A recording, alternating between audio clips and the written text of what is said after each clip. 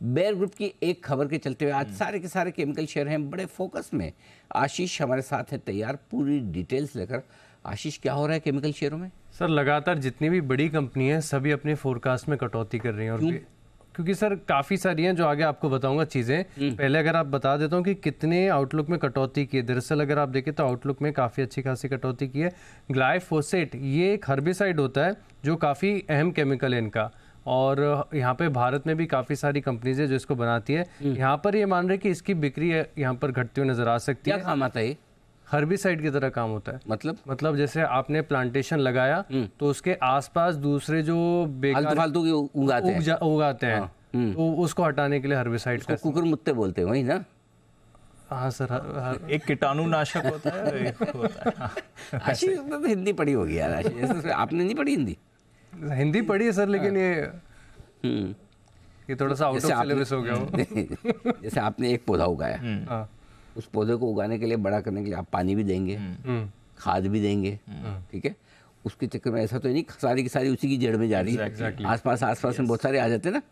हाँ, उसको ही है कुकुर मुत्ता। हाँ, उसको कुकुर मुत्ता बोलते हैं। हाँ, तो ये जो कुकुर मुत्ते की तरह उगाते हैं ना, बिना इनविटेशन के निकल आते हैं, वैसा वाला है। एग्जैक्टली। हाँ, तो ये मतलब हर्बिसाइड्स की वजह से होता है। हर्बिसाइड्स के लिए इस्तेमाल किया जाता है सर ये, ताकि आसपास वाले उसको कोई कंपटीशन ना मिले, पूरी ग्रोथ उसको मिले उसकी। हाँ, वंडरफुल, वेरी नाइस। ओके, तो ये बनाती है बेयर बनाती है। हाँ, इसकी स्टोरी क्या है आगे बताओ। इसके चलते सर उन्होंने कहा है कि यहाँ पर गिरावट आपको देखने को मिल सकती है। बिक्री में CY23 में 5% की गिरावट आपको देखने को मिल सकती है, और 10% का जो है यहाँ पर एबिटा का जो आउटलुक है वो घटा दिया गया है। साथ में अगर आप देखें तो जो कैश फ्लो यहाँ से जनरेट करने वाले थे करीब 300 करोड़ यूरोस के आसपास का, अब उसको फोरकास्ट करके 0 कर दिया गया है। यहाँ पर बिल्कुल भी उम्मीदें नहीं है। और EPS के अनुमान में भी अगर आप देखें तो इन्होंने अपने एस्टिमेट्स में बदलाव किए, जो कि 7.2 7.4 यूरोस के आसपास आ रहा था, अब इसे घटाकर 6.2 6.4 कर दिया है। साथ में अगर आप देखें तो मैंने आपको बताया कि बिक्री में 5% की गिरावट देखने को मिल सकती है।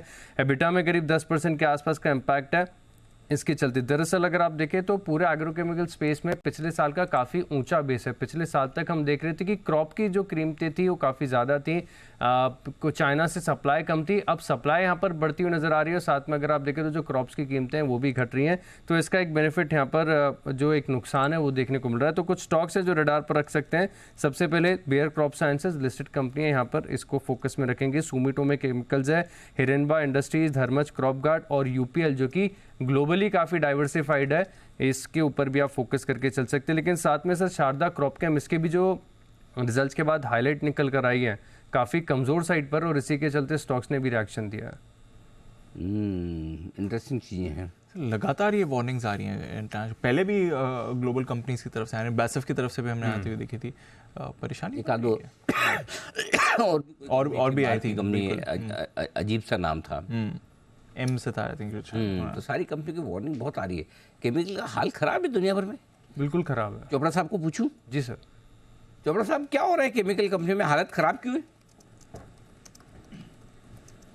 एक रीज़न मैं जो समझ पाता हूँ अनिल जी, कि इस दौरान जब कोविड के दौरान और उसके बाद भी कुछ सप्लाई चेन ग्लिचेस आई, जो ज़्यादातर जो कच्चा माल आता है केमिकल कंपनीज का वो चाइना से आता है। जैसे फार्मा में APIs होती हैं, तो बहुत सारे केमिकल्स हैं जो कि एग्रोकेम में यूज़ होते हैं, वो चाइना एक बहुत बड़ा सोर्स है।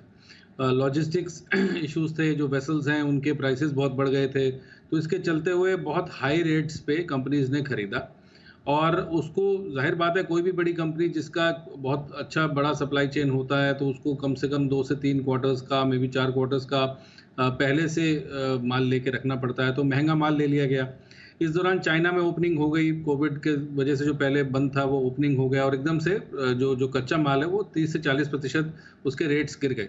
तो मैंने कुछ अध्ययन किया था कुछ कंपनीज का जो जिन्होंने रिजल्ट्स पेश किए थे लास्ट क्वार्टर में भी, तो उनका ये कहना था कि जो इनपुट प्राइसेस हैं वो बहुत हाई है जिस पे उन्होंने माल लिया।